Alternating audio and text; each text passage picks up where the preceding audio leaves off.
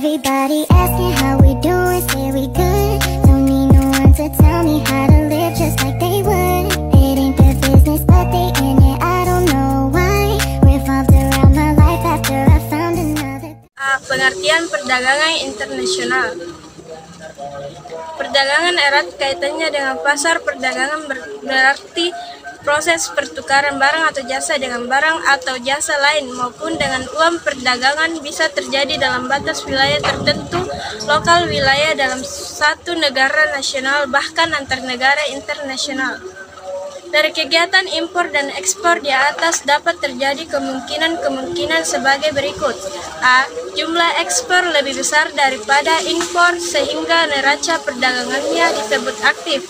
B. Jumlah ekspor lebih kecil daripada impor sehingga neraca perdagangannya disebut pasif. C. Jumlah ekspor sama dengan impor sehingga neraca perdagangannya disebut seimbang atau balance. B. Manfaat perdagangan internasional.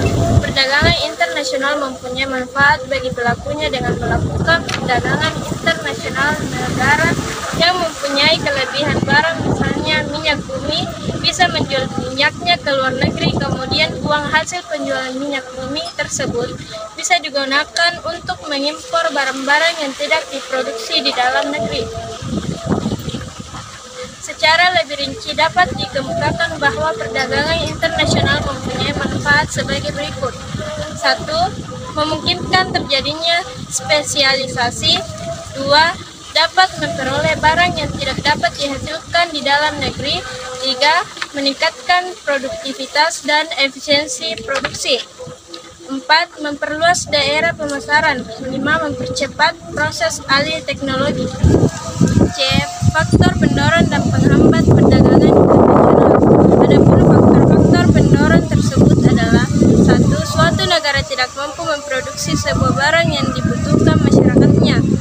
Ada kalanya suatu negara tidak mampu memenuhi semua barang dan jasa yang menjadi kebutuhan penduduk, sehingga untuk memenuhinya suatu negara perlu mengimpor barang dan jasa tersebut dari luar negeri. 2. Keinginan memperoleh keuntungan devisa untuk meningkatkan penerimaan negara dalam rangka meningkatkan penerimaan negara-negara mengekspor barang dan jasa produk dalam negeri ke luar negeri. D. Teori perdagangan internasional. 1. Teori keunggulan mutlak Adam Smith. Adapun yang dimaksud dengan keunggulan mutlak adalah kemampuan suatu negara untuk menghasilkan jenis barang tertentu dengan biaya yang lebih murah daripada negara lain karena perbedaan efisiensi. 2. Teori keunggulan komparatif David Ricardo. Dalam bukunya, David Ricardo mengatakan bahwa setiap negara dapat memperoleh keuntungan dari perdagangan internasional baik memiliki maupun tidak memiliki keunggulan absolutnya sendiri. E. Kebijakan dan tujuan perdagangan internasional. Tarif atau biaya masuk, tarif atau belum masuk ke dalam pajak yang dikenakan pada barang impor. Hal ini merupakan salah satu cara untuk melindungi produksi dalam negeri dari banyaknya produk impor. 2. Kuota. Kuota adalah batasan terhadap jumlah barang yang boleh diimpor oleh suatu negara dari semua negara-negara tertentu dalam jangka waktu yang ditentukan. 3. Larangan ekspor. Larangan ekspor merupakan kebijakan pemerintah suatu negara melarang semua ekspor komoditas tertentu. F. Alat dan cara pembayaran internasional. 1. Alat-alat pembayaran internasional. Adapun alat pembayaran internasional dan cara pembayaran internasional adalah sebagai berikut. A. Mata uang asing. B. Emas. C. Counter check. D. Bill of exchange. E. Traveler's check. 2. Cara pembayaran internasional. A. Cash payment merupakan pembayaran yang dilakukan secara tunai. Cara pembayaran ini dilakukan oleh eksportir yang belum mengenal importir. B. Open account. Open account merupakan cara pembayaran internasional yang dilakukan dengan cara barang yang telah dikirimkan kepada importir tanpa disertai surat pemerintah membayar. C.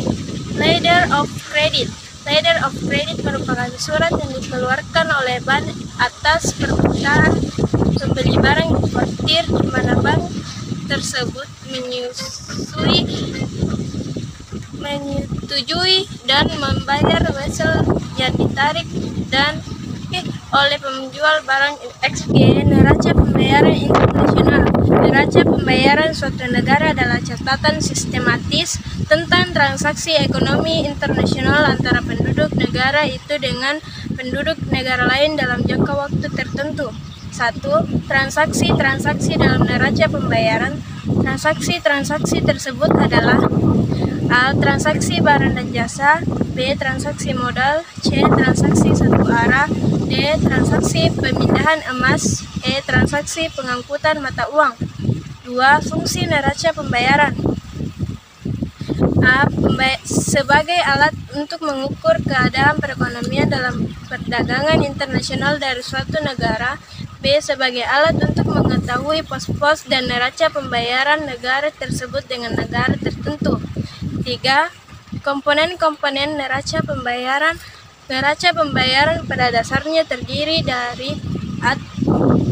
atas 5 neraca bagian yang saling berhubungan, yaitu 1. Neraca perdagangan, 2. Neraca jasa, 3. Transaksi modal, 4. Selisih perhitungan bersih, 5. Lalu lintas moneter. H. Devisa. 1. Fungsi devisa. Pada fungsi devisa adalah sebagai berikut. 1. Sebagai alat tukar internasional. 2. Sebagai alat pembayaran barang-barang ekspor maupun impor oleh suatu negara. 3. Sebagai alat pembayaran untuk utang luar negeri.